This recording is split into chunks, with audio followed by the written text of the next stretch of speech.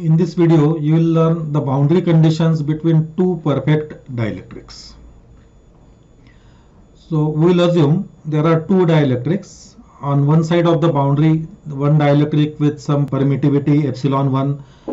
On the other side, there is a dielectric with permittivity epsilon 2. Then we'll find out what happens at the boundary for the electric field intensity and electric flux density. About what happens to the normal components, tangential components for E and D. So we'll derive these equations and we'll learn what is the significance of these boundary conditions, and at the end we'll solve one numerical where we will apply all these concepts. So to derive boundary conditions, we'll find out the tangential components and the normal components of E and D. So as we did in the earlier videos, we determined the boundary conditions between conductor and free space. In the same manner we will continue here. We will assume a loop ABCD, and on this loop we will apply the line integral E dot dl equal to 0. So this we will use to find out the tangential components, and the Gauss law will apply to find out normal components. So first let us proceed for tangential components. So applying integral E dot dl over the loop ABCD. So half part of this loop, it is in region 1 of the dielectric with permittivity epsilon 1. The lower half of this loop, it is in region 2, that is another dielectric with permittivity epsilon 2. The integral E dot dl applied over this loop, we split into 4 parts: A to B, B to C, C to D and D to E. Now this electric field E1 as well as E2, we split it into two components.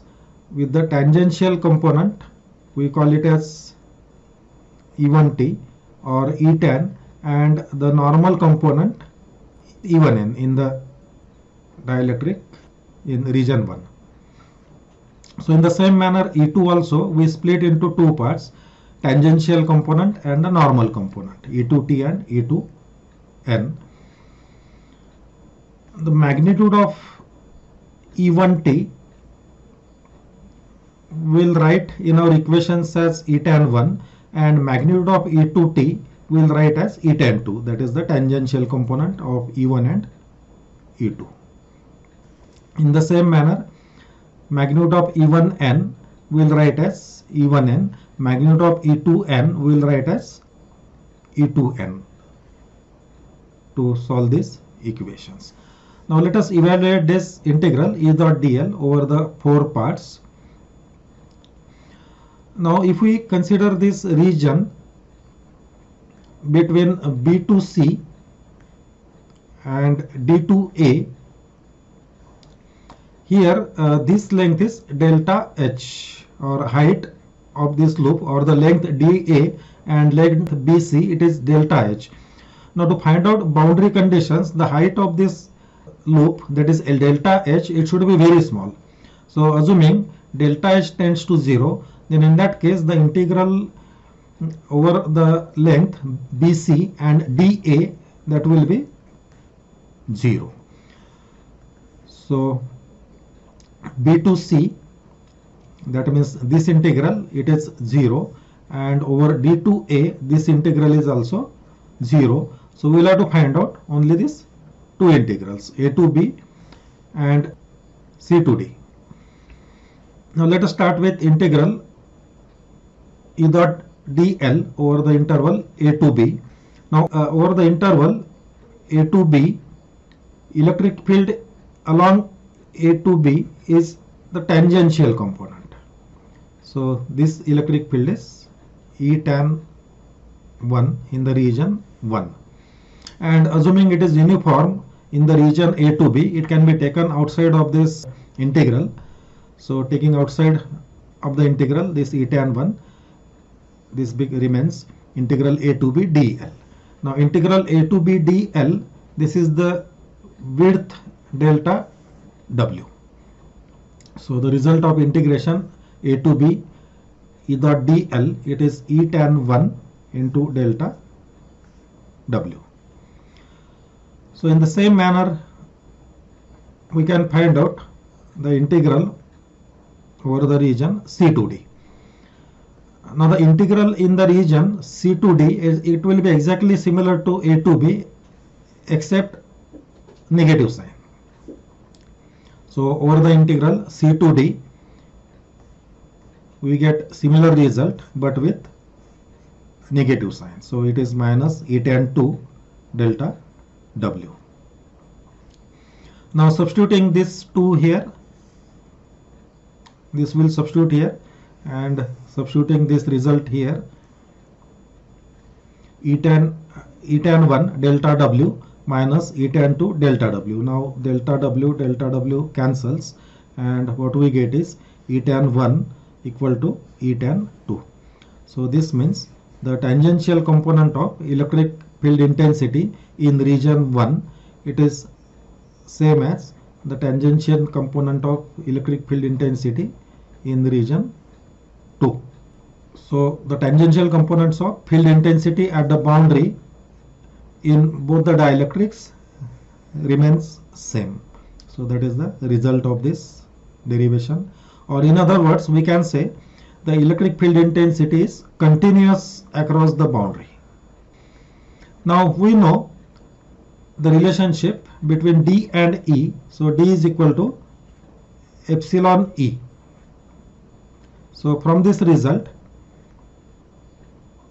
as E tan 1 is equal to D tan 2 and D is equal to epsilon E, so from this we can write as D tan 1 upon epsilon 1 is E tan 1, because this equation will give me E equal to D upon epsilon. So E tan 1 is D tan 1 upon epsilon 1, and E tan 2, it is D tan 2 upon epsilon 2. And as per the boundary conditions what we have just derived, E tan 1 is equal to E tan 2. Now rearranging these equations, I get D tan 1 upon D tan 2 equal to epsilon 1 upon epsilon 2. So what this means is tangential components of electric flux density, they are not same in both the dielectrics. So this means D is said to be discontinuous across the boundary. So this is the significance of this. Now let us find out normal components. Now to find out normal components, we'll apply Gauss law here. So we'll assume a Gaussian surface. We assume a cylinder of height delta h and the top and bottom surface as delta s, and height of the cylinder is delta h. So applying Gauss law, we use this equation, surface integral d dot ds, it is equal to the charge enclosed within this surface, that is q. Now this cylinder has three surfaces, top surface, bottom surface and this side surface. So this integral we split it into three parts, top, bottom and sides. Now we are interested in finding out the boundary conditions. That means at the boundary between region 1 and region 2. So this is possible if we assume delta h to be very small. So if delta h tends to 0, then in that case the integral d dot ds over the sides of this cylinder, that will be 0. So this integral turns out to be 0. So we will have to evaluate only top and bottom integrals. and which is equal to the charge enclosed Q. So let us evaluate integral d dot ds over the top surface. Now over the top surface, electric flux density is normal, so that is dN1, and similarly on the bottom surface it is the electric flux density normal component in region 2. So magnitude of d1 we write as dN1, and magnitude of d2 it is nothing but dN2 in region 2, normal component of electric flux density in region 2. Now let us evaluate these integrals d dot ds over top and bottom. Now this dN1, it is uniform over the surface delta S. So because of that we can take this outside of the integral and evaluating integral ds. Now integral ds, it is nothing but this surface area delta S. So substituting this as delta S here. So the result of integration of the top part d dot ds is dN1 delta S. Now in the same manner, the bottom part, it is minus dN2 delta S. Now adding these two top and bottom integrals, this gives me dN1 delta S minus dN2 delta S, it is equal to Q. Now Q in terms of surface charge density, it is rho s into the area, that is the charge density in coulomb per meter square, and this area is in meter square. So product of this, that gives me the total charge Q. So substituting this here as rho s into delta S. Now this delta S on both the sides it will cancel. So from this I can write this as dN1 minus dN2 equal to rho s. So one important result we have derived here. Now this means, now if it is the ideal dielectric, then in that case the surface charge density will be 0. So assuming rho s to be 0, then what we get, dN1 minus dN2 is equal to 0, or dN1 is equal to dN2. That means the normal component of electric flux density, it is continuous at the boundary between two perfect dielectrics. So this is the significance of this. Now extending this concept to electric field intensity using this relationship D equal to epsilon E.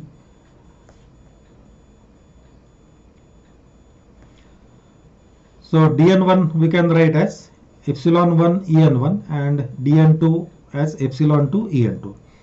Now rearranging this, we can write dN1 upon dN2, it is epsilon 1 En1 upon epsilon 2 En2, it is equal to 1, or En2 upon En1, it is epsilon 2 upon epsilon 1. So the ratio of normal component of electric field intensity in region 1 upon the normal component of electric field intensity in region 2, that is epsilon 2 upon epsilon 1. Now about the refraction of electric flux density at the boundary between two dielectrics. So this is a dielectric with dielectric constant epsilon 1 and this is with epsilon 2, region 1 and region 2. Now D2, it is the electric flux density in region 2. When it is incident at the boundary, it will undergo some refraction. So let us find out the relationships between these angles and what is this refraction phenomenon. So the directions of D and E change at the boundary between the two dielectrics. That we call it as refraction. Now this D1 we can split into two components, dN1 normal component and the tangential component. In the same manner, dN2 we can split into tangential component and the normal component. This is tangential component parallel to the boundary, that is d tan 2, and normal component is dN2. So based on this geometry, theta 1 it is the angle between the normal component of dN1 and d1. Similarly, theta 2 it is the angle between d2 and its normal component. Now using this geometry, dN1 is d1 cos theta 1. Similarly, dN2 is d2 cos theta 2. Now from the previous result of tangential components of electric flux density at the boundary, we can write d tan 1 upon d tan 2 as epsilon 1 upon epsilon 2. And from this geometry, d tan 1 is nothing but d1 sin theta 1. This is the angle theta 1 here. So d1 sin theta 1 is d tan 1 and d tan 2 is d2 sin theta 2. So writing this here.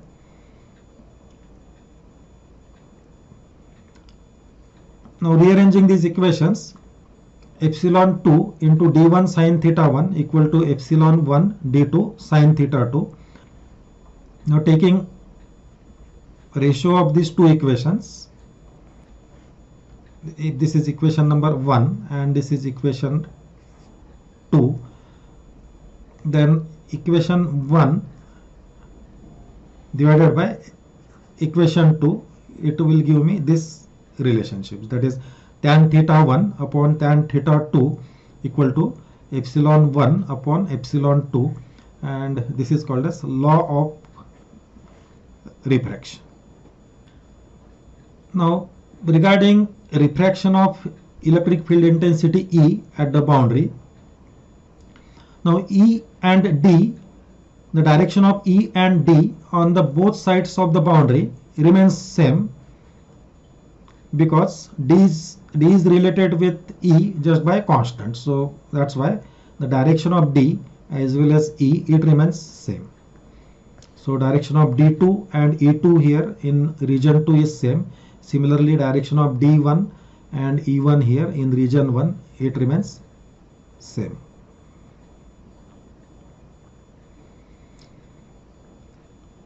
Using the previous relationships, that is dN1 is equal to dN2, the result of boundary conditions at the boundary between two dielectrics, I can write dN1 as epsilon 1 En1 equal to epsilon 2 En2. And this result also we have seen just now, the tangential components E tan 1 is equal to E tan 2. So this was about the refraction of E at the boundary. So at the boundary, E tan 1 is equal to E tan 2. So after learning the boundary conditions for the interface for the boundary between two dielectrics, let us solve one example. Now there are two dielectrics with epsilon R1 equal to 5, dielectric 1, and epsilon R2 equal to 2, dielectric 2, and the boundary is line Z equal to 0. So for Z less than 0, it is epsilon R2 equal to 2, and for Z greater than 0, epsilon R1, it is equal to 5. And D1 is given as 2AX plus 5AY minus 3AZ. Based on this, let us find out D2, that is the electric flux density in region 2, dN2, the normal component, and the tangential component d tan 2, and energy density in both the regions, the angle d2 makes with the z axis. and ratio of magnitude of d2 upon d1 and magnitude of p2 upon p1, that is polarization, ratio of polarizations. So for z greater than 0, it is region 1 with dielectric constant epsilon r1 equal to 5, and z less than 0, it is epsilon r2 equal to 2, z equal to 0 plane is the boundary. D2 is electric flux density in region 2, D1 electric flux density in region 1, and these are the angles. The angle theta 2 which D2 makes with its normal, and angle theta 1 which D1 makes with its normal. So first let us determine D2 and its normal and tangential components. So what is given in problem? It's D1. So D1 is given as twice AX plus 5AY minus 3AZ nanocoulomb per meter square. Now this D1, we can split this into two parts. The normal component, that is dN1, plus the tangential component, d tan 1.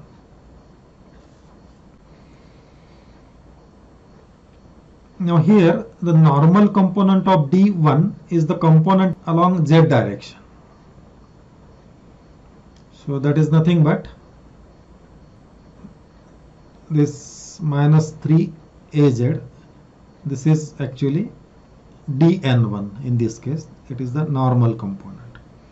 So dN1 is the normal component which is along z direction here, and that is minus 3 AZ nanocoulomb per meter square. So from this equation, D1 is known, dN1 is known, we can find out d tan 1. So d tan 1 is difference between these two vectors d1 minus dN1. So d1 minus dN1 is nothing but it is 2AX plus 5AY minus 3AZ will cancel out.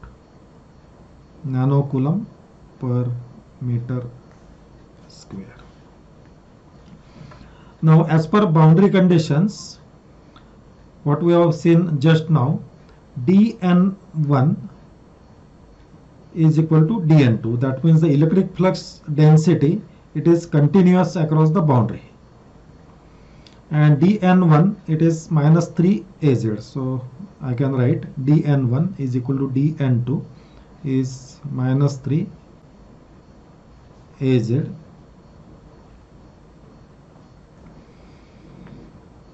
Now using one more result of boundary conditions, that is d tan 1 upon d tan 2, this is equal to epsilon 1 upon epsilon 2. Epsilon 1 is epsilon 0 epsilon r1 divided by epsilon 2 is epsilon 0 epsilon r2. So epsilon 0 cancels. Now here I can substitute d tan 1 as 2ax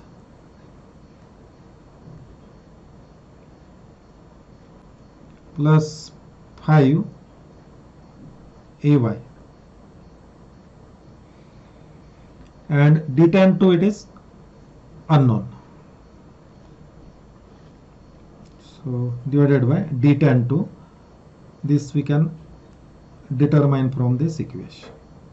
So this is D102 and this is equal to epsilon R1 upon epsilon R2. So epsilon R1 it is 5 and epsilon R2 it is 2. So I can write this as divided by 5 by 2.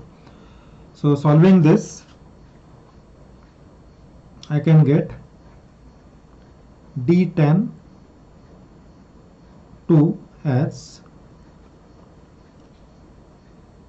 2 by 5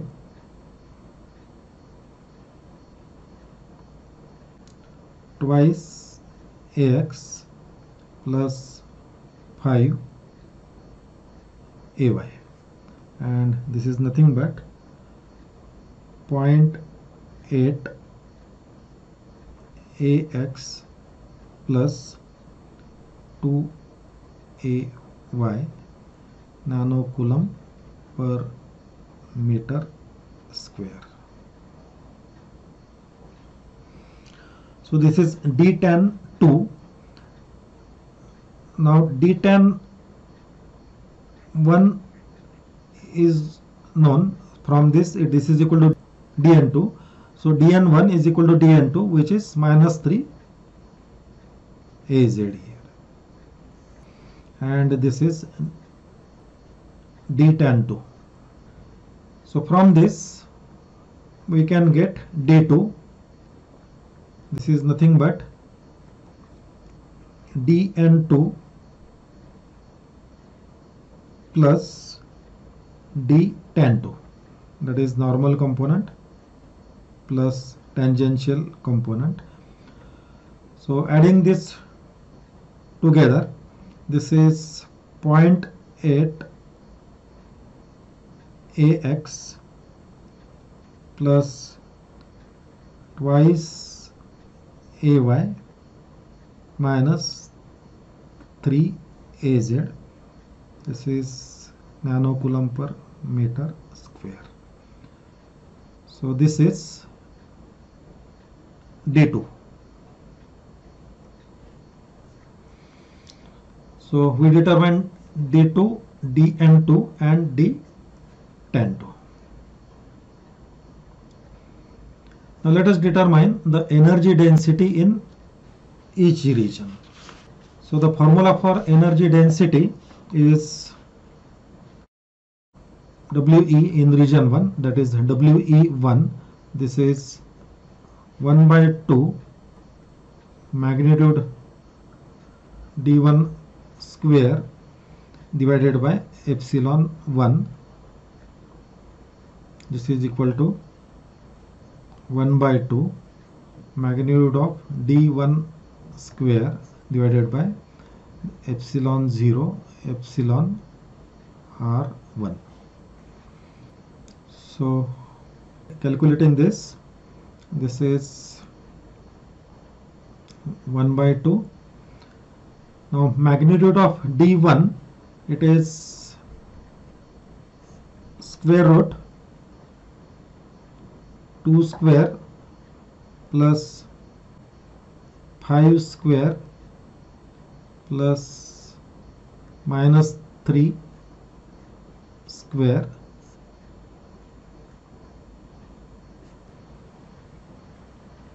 magnitude of D1 square. So into 10 raised to minus 9 square, because it is in nanocoulomb per meter square, divided by epsilon 0, it is 8.854 into 10 raised to minus 12 into epsilon R1, which is 5. So calculating this, this is 0.4291, unit is microjoule per meter cube. So this is energy density in dielectric 1. Similarly, In dielectric 2, it is We2 equal to 1 by 2 magnitude of d2 square divided by epsilon 1. This is square root 0.8 square plus 2 square plus minus 3 square. So this is square of this into 10 raised to minus 9 square divided by epsilon 1, which is epsilon 0 into epsilon r1. So epsilon 0 is 8.854 into 10 raised to minus 12 into 2. Calculating this is 0.3851 microjoule per meter cube. So this is We2, energy density in region 2.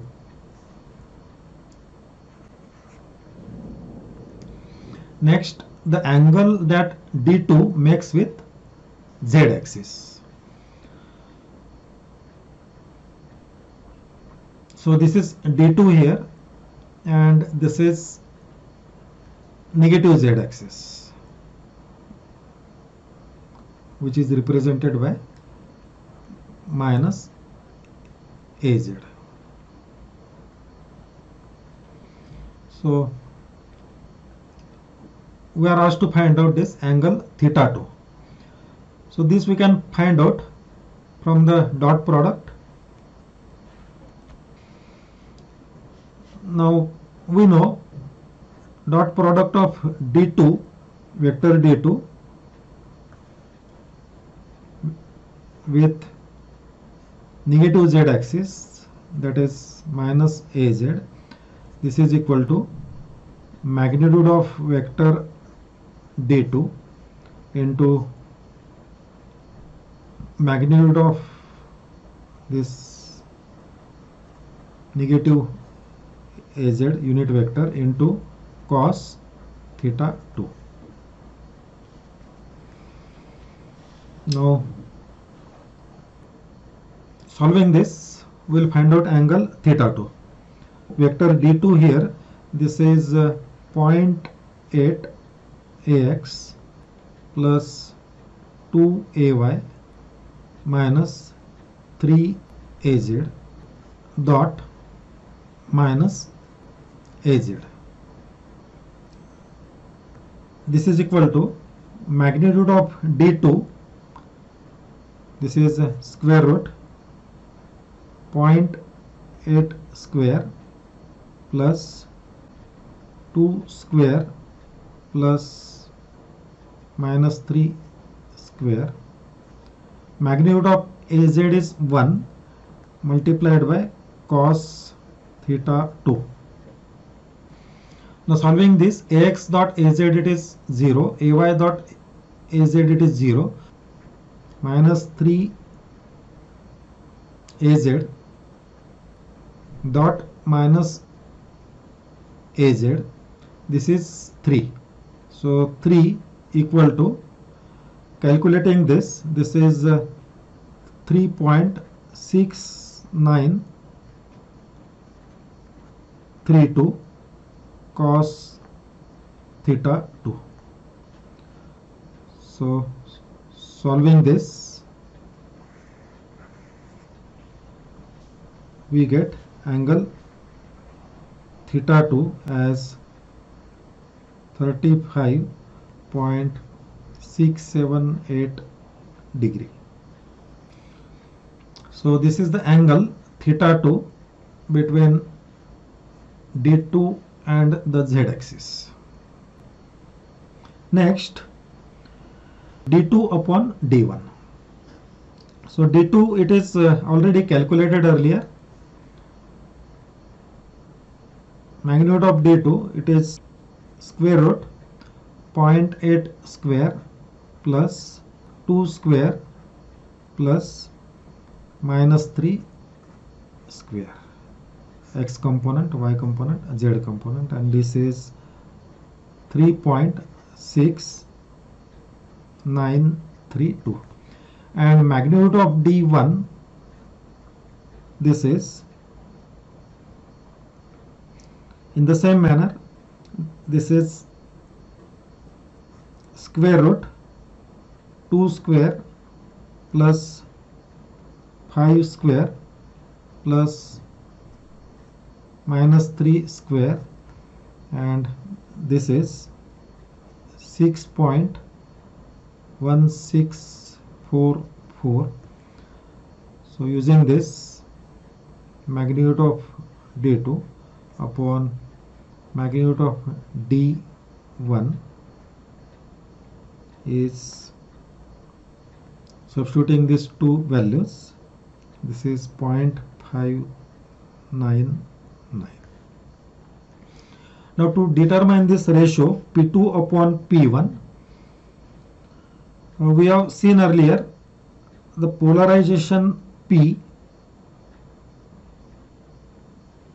magnitude of polarization P, it's nothing but in terms of susceptibility XC into X epsilon 0 into magnitude of E0, and this is equal to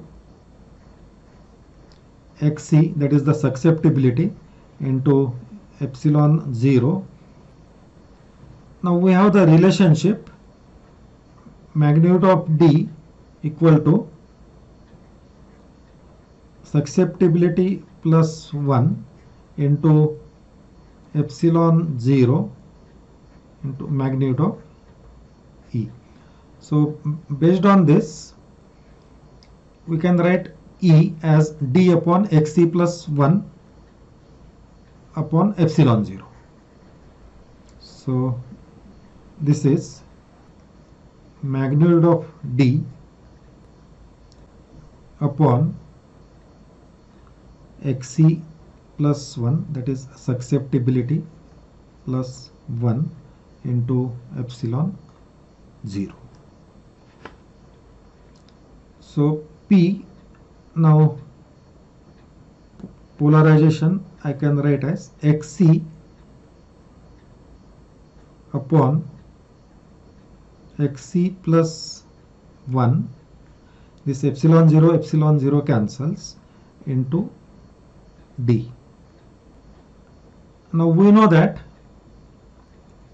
epsilon R is nothing but XC plus 1. So from this I can write this equation as XC is epsilon R minus 1. So numerator becomes epsilon R minus 1 and denominator is XC plus 1 is epsilon R. So I write it in terms of epsilon R because epsilon R is known, which is given in the problem. Now using this equation, this ratio magnitude of P2 upon magnitude of P1, this is epsilon R2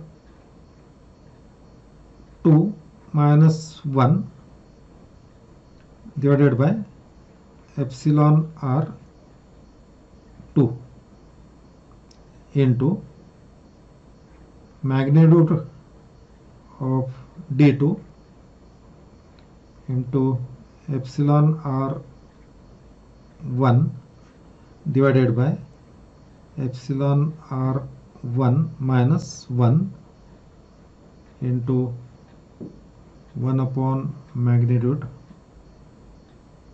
D1. This we already determined, magnitude of D2 upon magnitude of D1. So I can write this as P2 upon P1. This is D2 upon D1, this is 0.599 multiplied by epsilon R2 minus epsilon R1. So epsilon R2 is 2. So this is 2 minus 1 divided by epsilon R2, that is 2, multiplied by epsilon R1 is 5. So 5 upon 5 minus 1. So this comes out to be 0.3743. So this is P2 upon P1. So in this video we have learnt the boundary condition for perfect dielectrics, that is the normal components and the tangential components of D and E, and we have solved the problem. So this is about the boundary conditions between two perfect dielectrics.